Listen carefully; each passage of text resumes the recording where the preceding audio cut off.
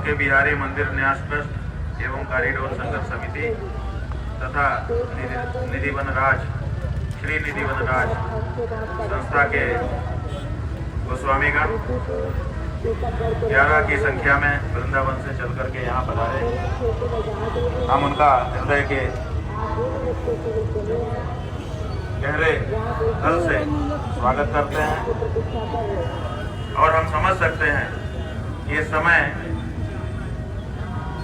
हिंदू नामधारी मुगल सरकार का कहर उनके ऊपर भी किस तरह से बरस रहा है।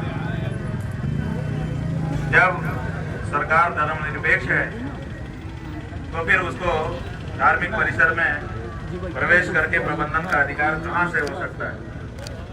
अगर सरकार धार्मिक होती तब भी एक बात थी, लेकिन सरकार धर्मनिरपेक्ष है और धर्मनिरपेक्ष सरकार शुद्ध धार्मिक परिसरों में प्रवेश करके कार्य करना चाहती है।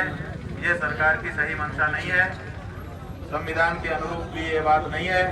भारत के संविधान ने हमें आर्टिकल 25-26 के माध्यम से 27-28 भी उसमें जोड़ लिए जाए, उनके माध्यम से पूर्णतया अपनी परंपराओं के निर्माण का अधिकार देती है, लेकिन उस अधिकार में भी हमारे हस्तक्षेप किया जा रहा है।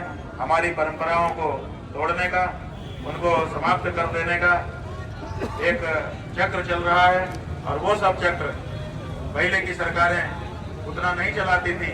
जब से अपने आप को हिंदू कहने वाली सरकार आई है, इसका सबसे ज्यादा हिंदू धर्म पर ही आघात हो रहा है। दूसरे मामलों में तो ये कमजोर है, लेकिन हिंदू धर्म के मंदिर तोड़ना, गौ माता की हत्या को बढ़ावा देना, परंपराओं को तोड़ा, संतों का अपमान करना, ब्राह्मणों का अपमान करना, हिंदू समाज में यूजीसी जैसे कानून ला करके दो भाग बना देना, एक दूसरे के सामने खड़ा करके उनको आपस में लड़ा देना, ये सब काम इस सरकार के द्वारा हो रहा है, जो कि हमारे हिंदू समाज के लिए बहुत क्षतिकारक है।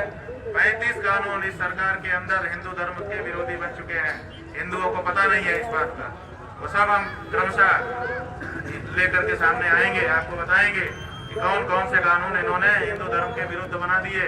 एक के बाद एक ये सब होता चला जा रहा है और आप समझ रहे हैं कि हमारी हिंदुओं की सरकार है। इसलिए इस बारे में जनता को जागरूक करना बहुत आवश्यक है। हमें प्रसन्नता है कि ये गोस्वामीगण भगवान की भक्ति करते हुए भी, उनकी सेवा करते हुए भी इस संघर्ष को अंजाम दे रहे हैं, किसी तरह से पीछे नहीं हट रहे हैं। सच्चे भक्त का यही लक्षण है और हम समझते हैं कि भगवान के द्वारा दी गई शक्ति से ही ये इस युद्ध में, इस संघर्ष में विजयी रहेंगे। शंकराचार्य भगवान